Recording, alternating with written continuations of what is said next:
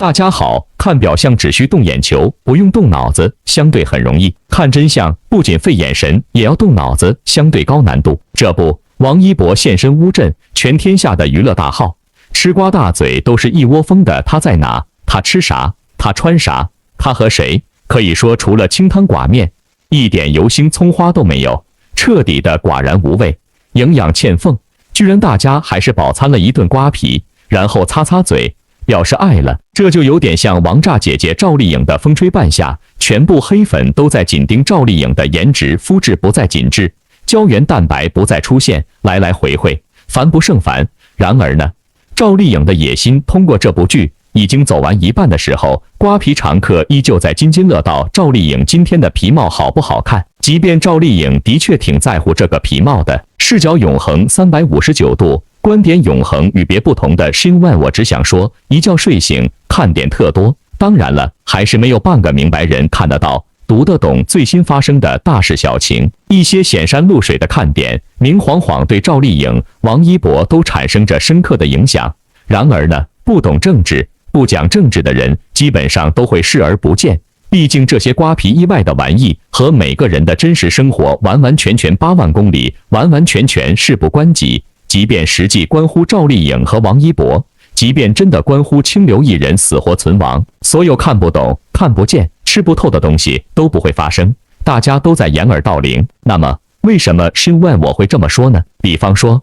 中国共产党中央委员会宣传部和其下属的各省宣传部，以及中共中央网信办、国务院新闻办公室、中央文明办、国家广播电影电视总局、出版总署、文化部突然宣布，2022年的12月1日至12月7日期间，禁绝电影院的以下活动：一、影院不得安排喜剧片、国外进口片，已经排片或售票的禁止播放。二、影院要严肃庄重，不得有喜庆隆重的氛围。三、影院的 LED 屏幕关闭。四、影院禁止转播世界杯、真人秀。当然了，大家都知道这是向政治人物致敬，是在完成政治任务。然而呢，为什么老是电影圈？您想过了吗？这消息对王一博影响不大不小，因为反正王一博现在没有影片上线，所以无所谓。然而呢，隔三差五的修理电影圈和电影院，重要的信号还少吗？当然了，王一博烦，乐华更烦，毕竟都是捆绑一块的共同富裕体。特别是新万我连续2天神早提到的受害者联盟以及益田，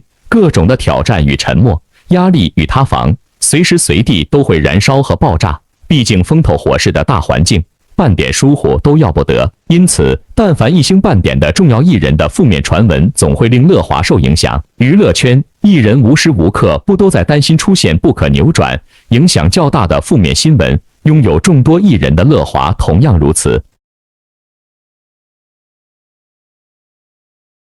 其次是整个文娱行业断崖式的遇冷，监管信号叠码式的趋严。之前深问我早就提到了，受《青春有你3》倒奶风波影响，选秀节目被叫停，新人的露脸机会大大减少，对经纪公司而言，培养新星变得更加困难。再加上近年相关部门对娱乐圈乱象频繁采取整治措施，例如微博取消超话排名，抖音下架明星榜，禁止劣迹艺人复出，释放出更严格的监管信号。在这样的情况下，乐华娱乐依旧挣扎的艺人经济第一股，不确定性始终严重存在。因此，对王一博的担心也是无日不休。同样的，最近公子哥陈飞宇的异常高调，恐怕也是有高人授意的，让某些人惶惶不可终日。为什么新问我会这么说呢？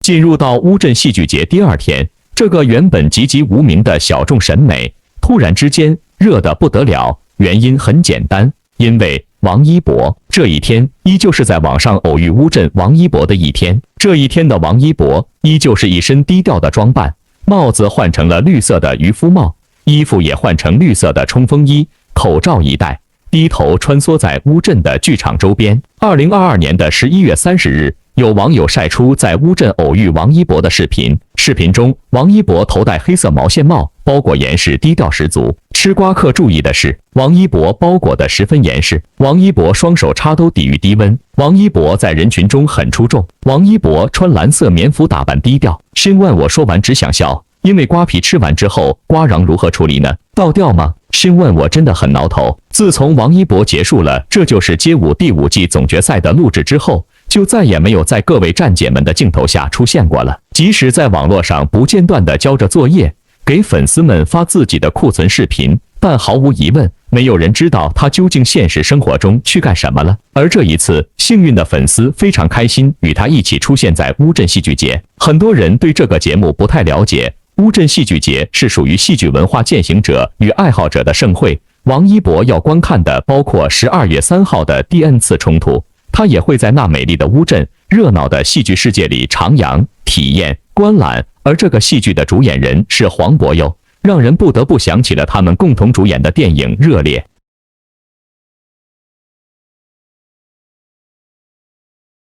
因为疫情的原因，乌镇实行外地3天3检政策，所以想要在12月3号参加戏剧节的人员都需要提前3天来到乌镇做核酸。而在各位站姐们的镜头下，王一博已经到了乌镇了。恰逢乌镇的第1场雪已经下了，不少在乌镇的粉丝们还真看见王一博了。在乌镇大降温的情况下，王一博还是穿得挺保暖的，在严严的陪同下做了核酸，随后就直接上车走了。其实粉丝们对于王一博自街舞后首次出现，是去乌镇观看戏剧节，还是感到很惊讶的。毕竟在大家的印象中，王一博似乎与戏剧没有任何关系，他为自己的未来规划的大多都是电影，根本不想回到电视剧圈。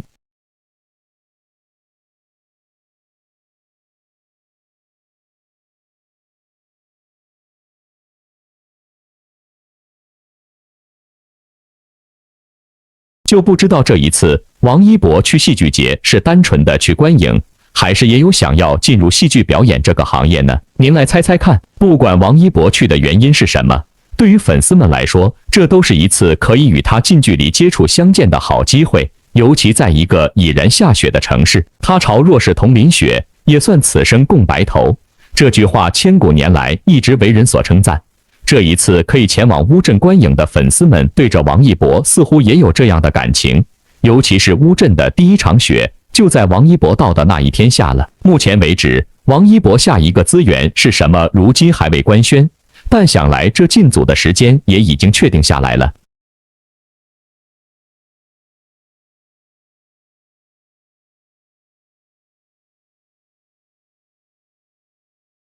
那么在未来一段相当长的日子里，粉丝们是没有办法看到他的舞台，也没有办法正大光明地出现在他面前了。那么这一次可以与王一博相遇的机会就显得尤为重要。王一博参加街舞总决赛时，粉丝们是作为观众坐在座位上去看着舞台上的王一博闪闪发光，他尽情地享受着属于自己的舞台。而这一次，王一博参加乌镇的戏剧节，他与其他粉丝一样，都是观众，都是作为欣赏者来观看其他演员在舞台上的表演。这一次，粉丝们与他心意相通，似乎很难再有这样的机会，能够与王一博处于同一水平之下同做一件事，尤其是那座城市还下着初雪。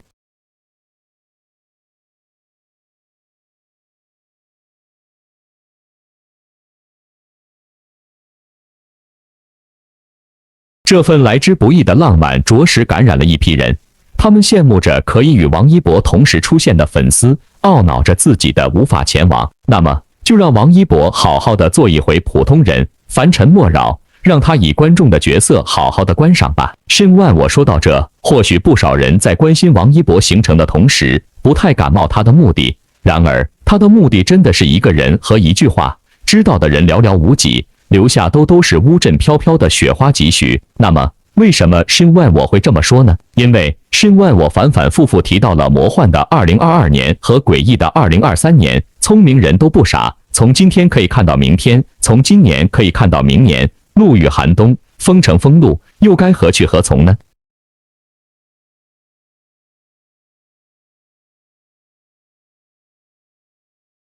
同样这个冬天，喜欢狡兔三窟、喜欢耍宝的赵丽颖在最近接受采访时说：“因为我是特别怕冷的，当时拍摄《风吹半夏》时戴这个帽子，我们可以穿大衣啊，穿棉靴啊，还觉得挺开心的。我也是借了一个工作的机会，实现了自己的梦想。瞧瞧，瞧瞧，这位精打细算的苦孩子，戴个皮帽，都成为了开心的一刻，成为了实现的梦想。这样宝藏的女人真的是越来越少，堪比熊猫了。因为《风吹半夏》剧组有些镜头是在黑龙江哈尔滨拍摄的，那边非常冷，需要穿得很暖和。于是乎，整个剧情当中，赵丽颖的皮帽也是炒菜一样换着法的换。赵丽颖曾经穿过短羊绒长款大衣，戴着可爱短羊绒渔夫帽子，这穿搭在北方过冬保暖又好看。许半夏也戴过仿狐狸毛雷锋帽，两边可以放下来保护耳朵，还有浅色系纯白毛绒渔夫帽，搭配浅色双面全羊绒外套。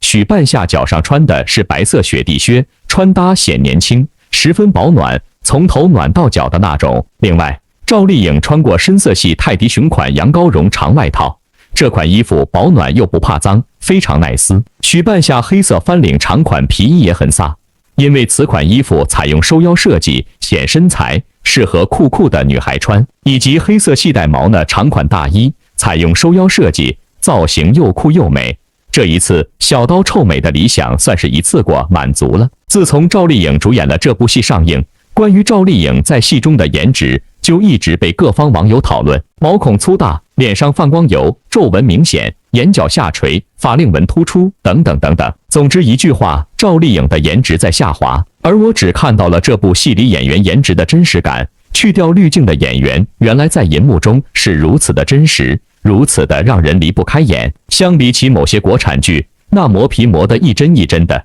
五官都磨得看不见了，都平了。我更加欣赏这种演员面部的真实感。每次镜头对到赵丽颖脸上时，她那真实的皮肤状态就会浮出水面，毛孔、鱼尾纹、法令纹，样样都能看见。国产剧里的演员终于不是披着一张假皮了。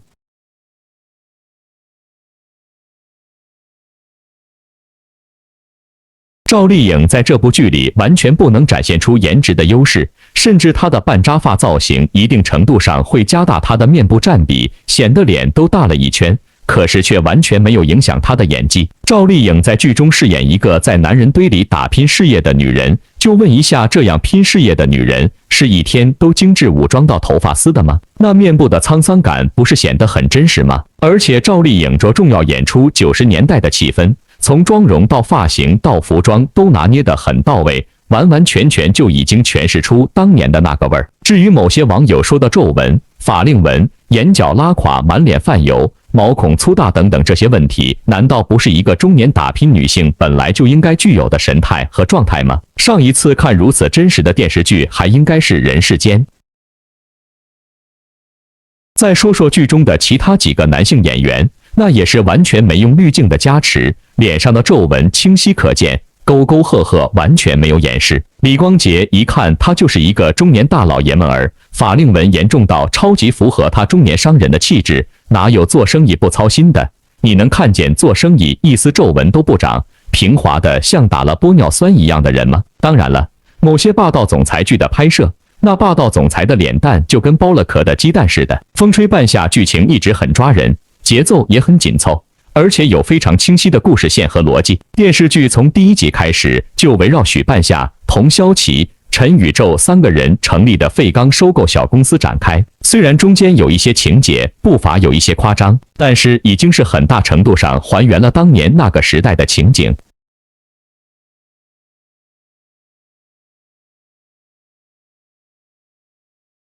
最重要的是演员的演绎，将满满的现实感暴露给观众。不加滤镜的脸是如此的真实，如此的有好感。赵丽颖这一波转型妥妥的成功了。当然了，这只是赵丽颖想法得以实现的第一步，人无野心，无法向前。不知道您认同申万我的说法不？原本11月份播出的《卿卿日常》、《爱的28定律》和《点燃我温暖你》这3部作品的热度一直高居不下。不单单是题材足够讨喜，选角也都很符合大家的期待。只不过3部剧热度不相上下，很难有哪部剧一直稳居榜首的位置。但自从月底《风吹半夏》上线，就直接改写了这样的局面。赵丽颖的这部新作上线后，稳居热度榜首，并且讨论度颇高，观众口碑也远超预期。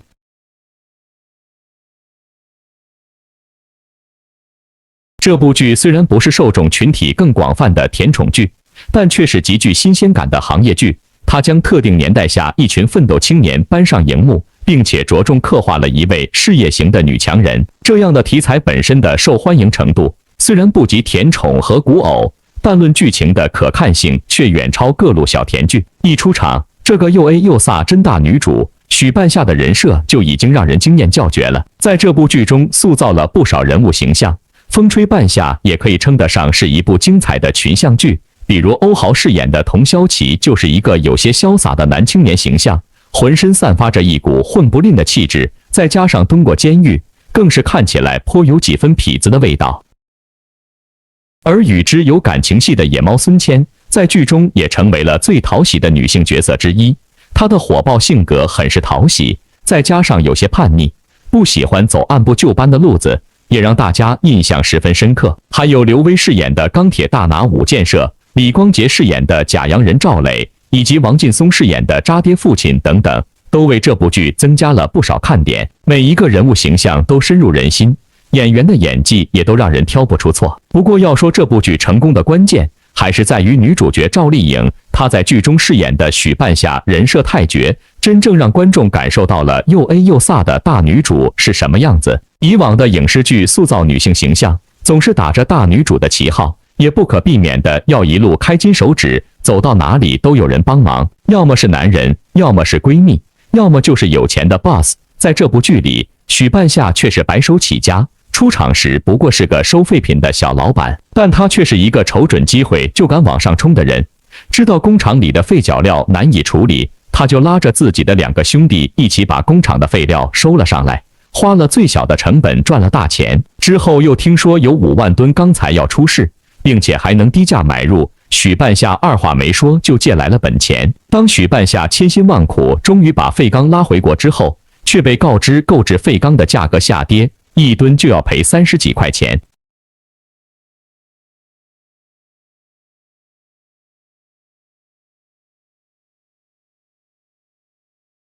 如果全部砸在手里，他所有的钱都还不上。但即便如此，许半夏还是硬挺了过去。这样有魄力的大女主，在如今的国剧市场上实在是少见。但这部剧又把许半夏塑造成了一个没有感情的赚钱机器。童潇齐之所以能够成为许半夏的兄弟，正是因为许半夏对没钱给母亲看病的童潇齐出手相助。当他看到有人需要帮助时，也会善良地伸出援手。许半夏是一个有温度又有胆识的女性，即便是用今天的价值观来看待这一人物，也能够感受到她的思想超前，眼光独到，完全符合观众们对于事业型大女主的期待。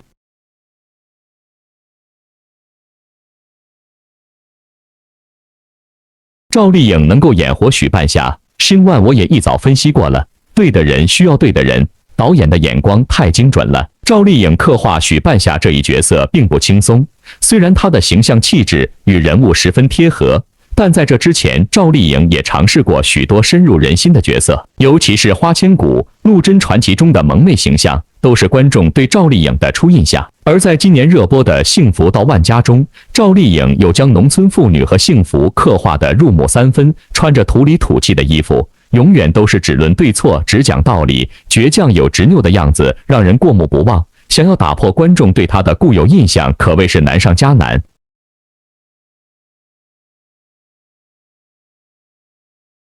尤其是赵丽颖的抗拒能力十分出色，拍一部火一部。在《风吹半夏》中，却要刻画钢铁行业的女企业家，很难让人将她与这样的人物联系到一起。但没想到赵丽颖对这一角色的把控很是到位，演技十分细腻。比如在剧中的第一场高光戏份，就是她在酒桌上谈妥了钢铁生意。无论是产品的效果，还是聚精会神地看着对方的专注，让人感受到的真诚，都很符合她是小老板要往大圈子里凑的人设。而在演绎这场戏时，赵丽颖的身子还微微往前倾斜，在各路大佬们面前表现出她的低姿态，更能够让人感受到此时她的卑微。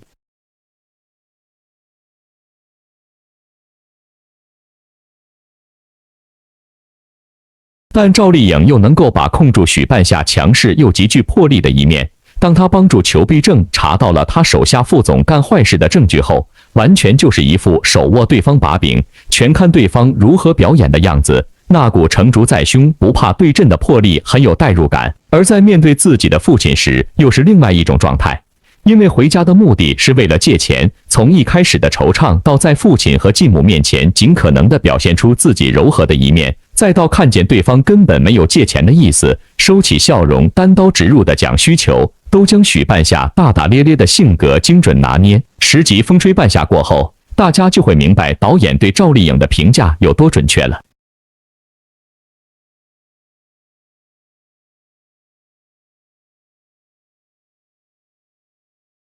这部剧的导演傅东玉表示，自己看完了小说选角时，脑子里蹦出来的许半夏第一人选就是赵丽颖，因为她比较有劲儿的，而赵丽颖恰恰就将许半夏身上敢拼敢闯的劲儿演绎得无比到位。对于一部影视剧而言，选对了角色有着事半功倍的效果，尤其是戏份占比较多的主角，演员能否立得住角色就是关键。而风吹半夏重点刻画的正是白手起家却终成一代钢铁女大佬的许半夏，因此赵丽颖的演技与角色的适配度对剧作的重要性不言而喻。可以肯定的是，赵丽颖虽是流量演员出身，最早也是凭借着偶像剧进入大众视野，但接连几部现实题材的作品却让她成功转型，接下来也能够挑战更多类型的剧作。当然了，试问我刚才也说了，本子好找，一物难求。那么赵丽颖到底野心在哪儿？到底求什么呢？世界上没有无缘无故的爱，也没有无缘无故的恨，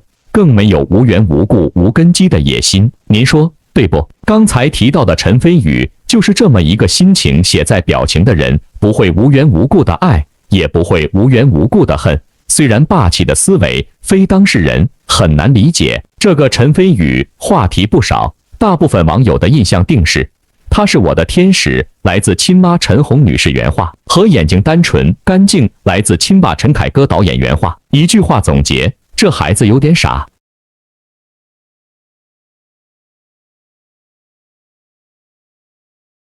但你知道这么一个傻子少爷曾为了一个女孩点赞王一博黑料，引发众怒吗？2019年9月的一个平凡的一天，发生了一件不平凡的事。彼时内娱默默无闻的陈少爷竟点赞当时因《陈情令》而大红大紫的男顶刘一博的黑料，虽迅速取消，但还是被眼尖的粉丝发现。随后，陈少爷连带着一博光荣地登上热搜。一个默默无闻的18线小明星点赞当红男艺人黑料，在粉丝和路人眼里，这就是其心可诛。因此，还没火的陈少爷就已经招惹了一大波黑粉，主要是一博粉丝。虽然后面解释自己是手滑，但无人可信，就和露丝数次点赞其他女艺人黑料，却说是手滑一个性质。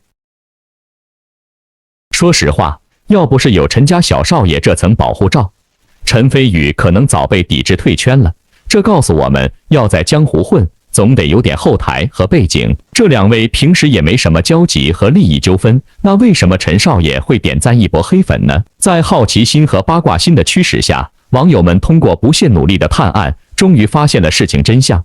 原来陈少爷之所以和一博暗中较劲，竟是为了一个他齐美和。说到齐美和，大家肯定不陌生，毕竟这位曾和一博闹过绯闻。虽然乐华随后发声明否认了，但这种姗姗来迟和不痛不痒的声明，并不能打消网友怀疑之心。而且后面网友更是扒出了各种蛛丝马迹以及铁证，因此不少网友对一博齐美和恋爱一事深信不疑。那问题来了，这两位谈恋爱关陈少爷什么事呢？原来齐美和在喜欢一博之前曾喜欢过陈少爷，而且是非常喜欢的那种，为陈少爷电影宣传。可是面对齐美和的频频示爱，陈少爷是怎么做的呢？先是视若无睹，后面更是直接取关。面对陈少爷这一系列冷酷无情的行为，终于看清了现实的齐美和，决定不再纠缠，并转头爱上了一博。看见曾经喜欢自己的人，现在却转头喜欢上了其他男的，作为天之骄子的陈少爷能忍吗？当然是不能忍了。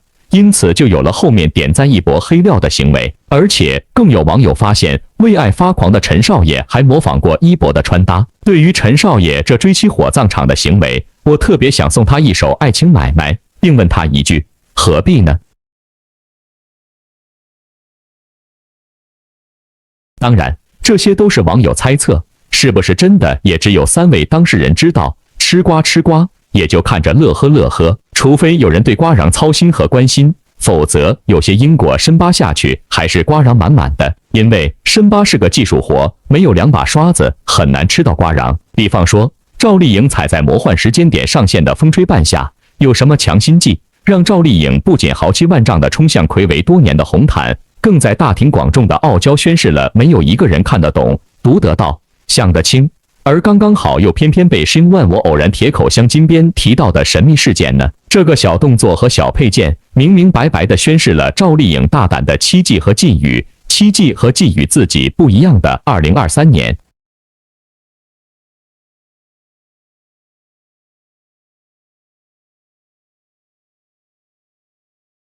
话说，这已经开播，风吹半夏在浙江卫视的收视就过了0.5。在江苏卫视的平均收视也有0.26。随着剧集的播出，收视稳扎稳打，一路飙升。继《幸福到万家》之后，赵丽颖又是一路火花带闪电，凭实力撑起一部剧。随着这波热度，《风吹半夏》开始进入到了一部大热剧的骨架，像极了樱桃与张译在2017年主演的《鸡毛飞上天》。当年《鸡毛飞上天》也是一经播出就火得一塌糊涂，评分直接飙到8.1。至今仍有不少观众3刷4刷。作品播出后，张译被送上领奖台，樱桃凭借此剧直接奠定了在电视圈的地位。请注意，这就是一个演员的眼力劲和机会感了。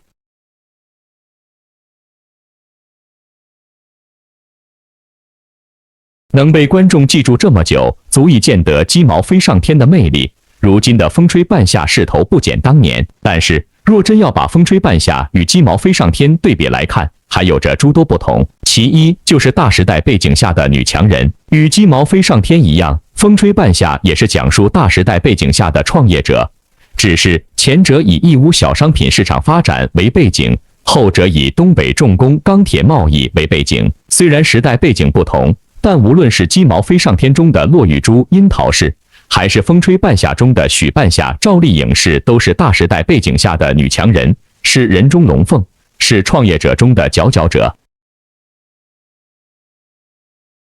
骆玉珠坚韧有魄力，娘死了，爹是个赌鬼。骆玉珠从小就是没人管的野丫头，但也正是因为她长期处在生存压力中，才逐渐被逼出强大的潜力来。为了赚钱，卖过布条、扣子、袜子，只要她卖过的东西，就没人能比得过她。因为她不仅头脑灵活，更会卖命。为了卖布条，不惜与村里人闹矛盾，甚至时刻做好与男人打架的准备。为了卖扣子，不惜一个人扛着2麻袋，磨肿脚也不埋怨一句。为了卖袜子，夜里坐火车翻墙头进厂子里进货。为了留住客户，不停地吹气球，2腮吹肿也不愿停下来。为了得到林黛玉的照片，一次次抹开面子向陌生人索要。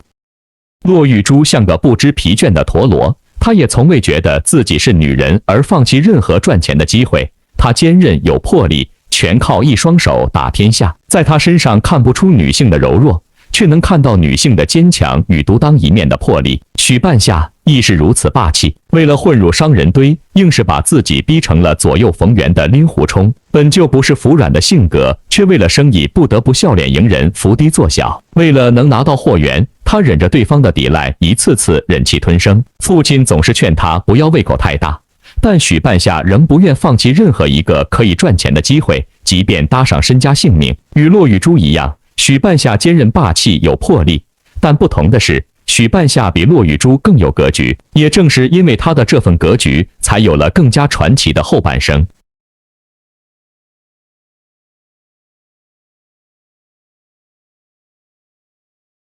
一直以来，以女性创业者为第一视角的作品并不多，能叫得出名字的，除了鸡毛飞上天与风吹半夏，也就是以珠三角商业发展为背景的外来妹与以上海锦江饭店创始人故事为背景的世纪人生，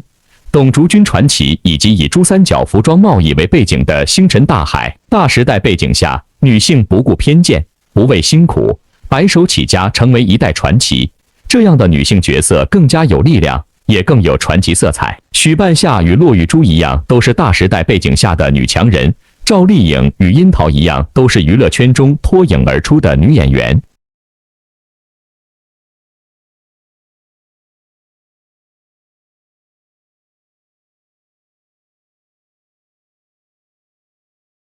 其二就是脱颖而出的女演员，把《风吹半夏》与《鸡毛飞上天》对比，还有诸多不同。比如剧情，《风吹半夏》的节奏过慢，用7、8集来讲述一件事。而在《鸡毛飞上天》中，这个时候男女主都已经私定终身了。还有情感着重点，《鸡毛飞上天》在讲述创业的同时，男女主的爱情贯穿全剧，并且戏份不少，主旋律大概是恩爱夫妻的创业之路。但《风吹半夏》将更多的侧重点放在创业上，即便有情感戏，也都是围绕着创业。这里的爱情着重点更多是势均力敌，相辅相成。其次是演法不同，效果自然也就不同。樱桃在《鸡毛飞上天》中土里土气的造型与服装，几乎素颜的妆面，更贴近当地的口音，一下能将观众带入到那个年代。服化道用心，演员演技加持，整体效果更贴合时代背景。而赵丽颖在《风吹半夏》中，妆容精致与穿搭时尚，时常与身边对手演员的穿搭不在同一个水平线上，造成视觉差。更像是一群人在演那个年代，难给观众带来沉浸感。樱桃像揉碎了自我，融入了角色，达到了本人与角色的完美融合。赵丽颖本人性格与角色性格太像，出演类似的角色也不少，很难再演出惊艳感。包括2部剧中的配角也大不相同。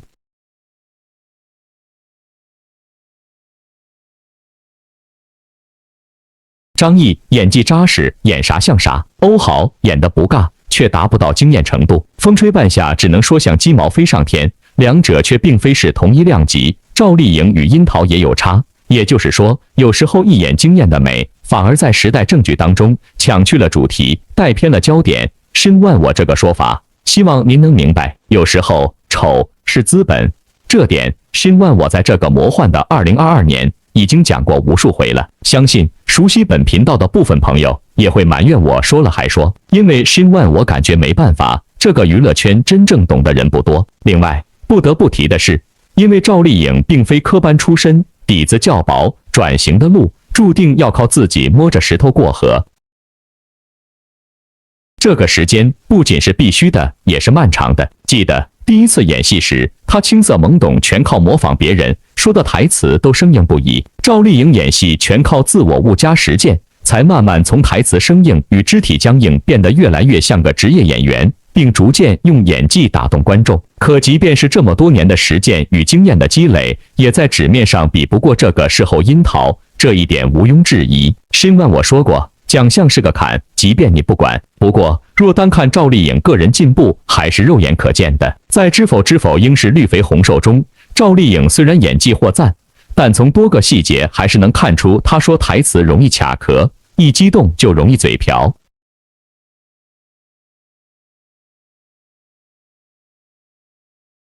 经过几年的沉淀，无论是在《幸福到万家》中怒砸婚闹的万传家，还是在《风吹半夏》中怒砸出轨的丈夫，赵丽颖的台词说得越来越顺了，爆发力越来越强了，表演也更加真诚了。演技比不上老戏骨，也比不上事后，至少赵丽颖一直在进步。光对角色的态度，对作品的认真，对演技的钻研，赵丽颖就能在一众八五花中站住脚跟。其三，即便暂时比不过招牌事后，赵丽颖却在八五花中已经无人能追，望其项背了。风吹半夏播出后，有不少观众这么评价赵丽颖说：八五花中只有赵丽颖在认真对待演员这2个字。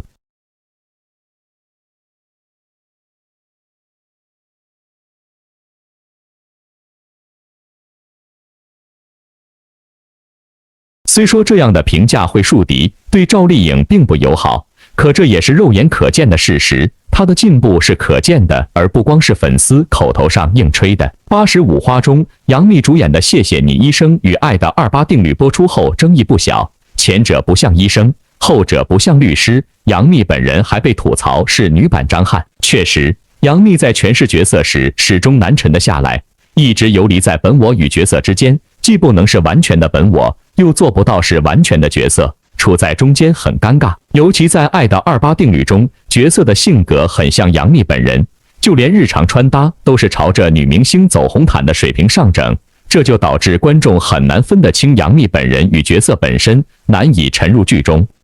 能看得出杨幂有意从古偶转型，奈何心有余而力不足，演医生没有医生的气质，演律师又没有精英感，再加上本身剧本就不够抓人，就更难出好片。包括刘诗诗连续主演的《如果可以这样爱》，亲爱的自己没有水花，还不如流金岁月名气更大，奈何一直在自己的舒适圈中没有突破。演技这一块被搭档倪妮抢了光环，另外的唐嫣一直处在待业状态，不进组不拍戏，专心在家相夫教子，气得粉丝爆粗口。相比之下，杨颖露脸机会较多，综艺、时尚、剧集、电影全面开花，可到头来，红毯造型最令人惊艳，综艺节目最令人印象深刻。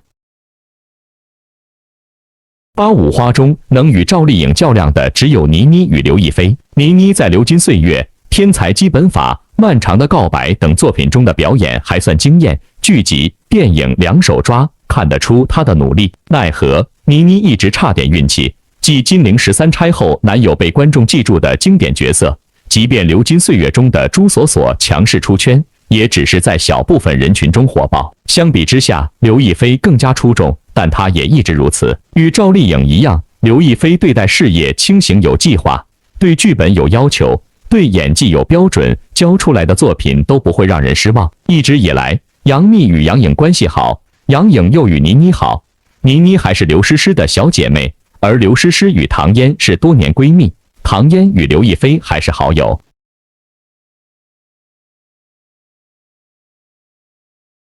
就这样，八五花被串在一起，挨个抱团，互称好姐妹。唯有赵丽颖孤零零一个人。外人都说赵丽颖被八五花集体孤立，但从作品质量、演绎态度上看，是赵丽颖远离了八五花，抛弃了这个已经跟不上的集体了。有流量却不只看流量，该转型就毫不犹豫走向转型之路，融不进去的圈子就不会强融，宁愿远离八五花大部队，也不愿随波逐流。赵丽颖的孤独才叫高明，毕竟名利圈哪有什么永恒的真姐妹，唯有演好戏站稳脚才是真本事。其次，真诚永远是必杀技，实力才是王道，提升自己才是真能力。赵丽颖看似被孤立，实则最清醒。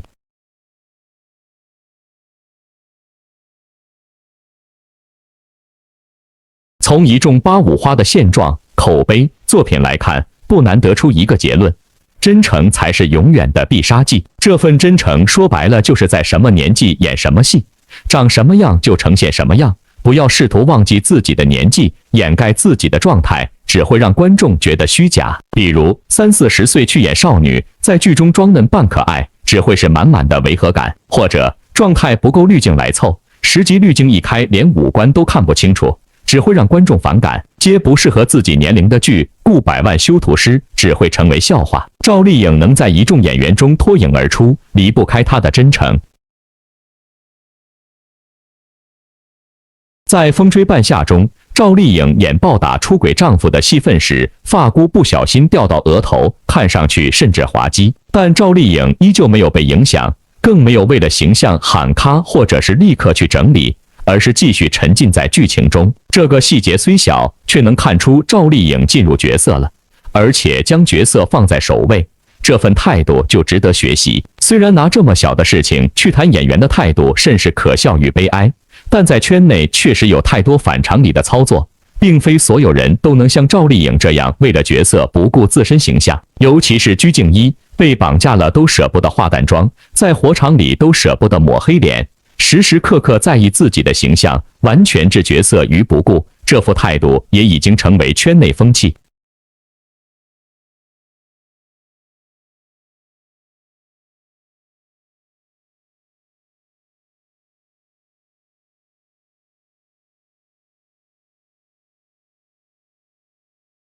同样成为风气的还有那10集滤镜与后期一帧一帧的修脸。在《胡珠夫人》中，杨幂的滤镜过重，磨皮磨到眼泪与五官都看不清。在《大博弈》中，每当镜头给到张萌，观众都会忍不住怀疑自己的眼睛出现了问题。她个人滤镜又厚又可笑。在《星辰大海》中，刘涛的每一个镜头都自带柔光，而且是个人独享柔光，既尴尬又令人出戏。诸如此类的操作太多太多，真正敢于挑战相机直拍的少之又少。但在《风吹半夏》中，赵丽颖还算真诚，至少她不用10级滤镜。镜头下的赵丽颖皮肤状态确实不如精修图，眼角有皱纹，眼袋很明显，鼻头毛孔粗大。但这就是观众希望看到的真实，而不是自带柔光的美艳。若风吹半夏中的赵丽颖启用10级滤镜，吐槽声定会只多不少。就像当年的鸡毛飞上天，演员们穿着普通的不能再普通的衣服，画着几近素颜的妆容，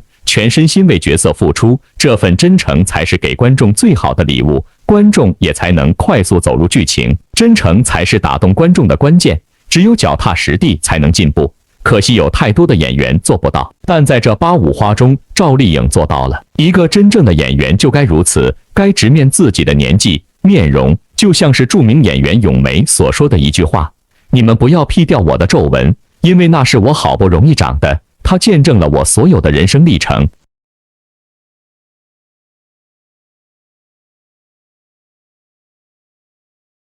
这份超级逆天并且违和的自信和霸气，环顾整个娱乐圈，您见过几人呢？深万我只想说，赵丽颖就是一个。所有女演员也该如此，不要总是在少女的人设上徘徊。当妈妈、拍农村戏都不丢人，因为这才是一个好演员该走的必经之路。这种赵丽颖不说的野心，深万我不说的话，您能进入赵丽颖小傲娇的真实内心吗？进入一个人的内心，需要360度的用心和包围。其实用心就不难，因为坦荡荡的赵丽颖如此真，坦荡荡的王一博也是如此的真。2022年的11月30日是乌镇戏剧节第2天，也是孙俪等人的作品《樱桃园》的一天。听现场的观众说，舞美和演员们的肢体配合得相当妙，孙俪简直就是艺术本身。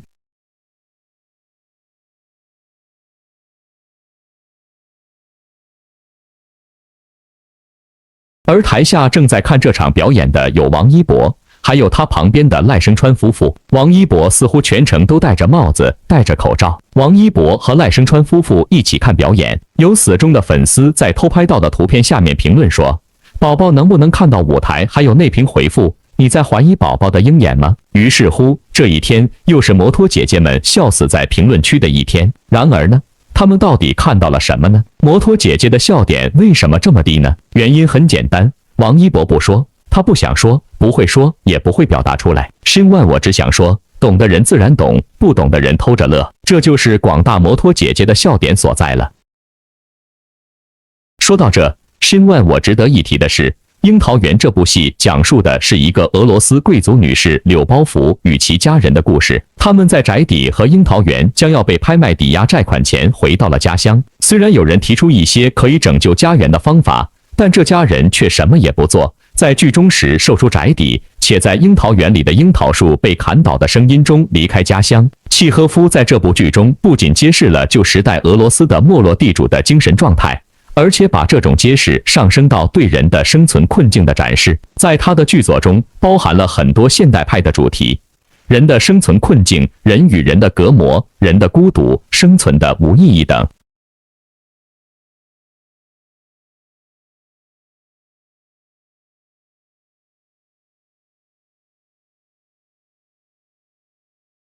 这次，也就是2022年11月29日开始，由百邦妮编剧、王媛媛导演、孙俪、吴比、刘晓烨等主演的《樱桃园》作为第9届乌镇戏剧节特邀剧目，在乌镇大剧院迎来首演。该剧不仅融合了戏剧和肢体表演，还融入了人工智能的 AI 视角，充满了对人类当下和未来的关照。请注意，导演王媛媛说过，樱桃园讲述的是从旧时代到新时代过渡时期人们所经历的事情，新的要替代旧的，人们要做出改变，这和当下的时代也很像。这几年，我听到不少一直努力打拼的民营院团倒闭、离开、解散的消息，我们现在也是凭借仅存的生命力去维持、去保护心中的樱桃园。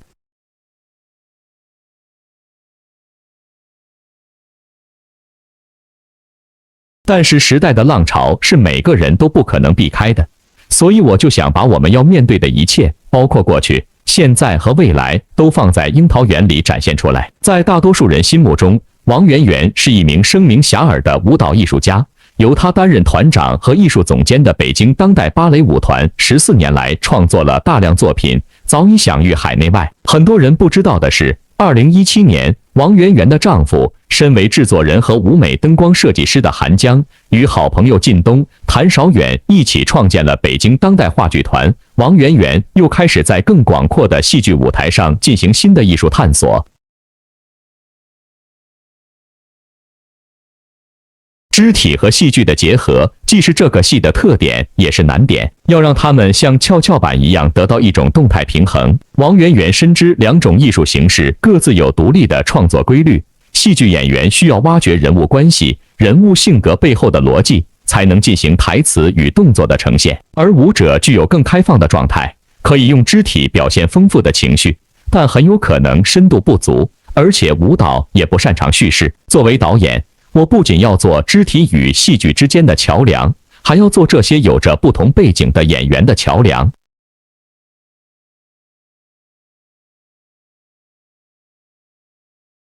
作为北京当代芭蕾舞团团长，这位知名的舞蹈家王媛媛有着深厚的舞蹈功底，曾2次联手张艺谋任北京奥运会、冬奥会舞蹈总编导，多年来创作导演了诸多舞蹈作品、舞剧。这些无与伦比的人生阅历，让他的灵魂和观感有着与别不同的升华和感悟。此次的《樱桃园》是他的创新之作，在契诃夫的经典故事框架之上，充满想象力地打破了时间与空间的限制。作品既有传统戏曲的贵族气质，又在音乐、舞美等方面体现了现代审美，不仅反映了100余年前契诃夫所在的时代，更关照了当下与未来。说到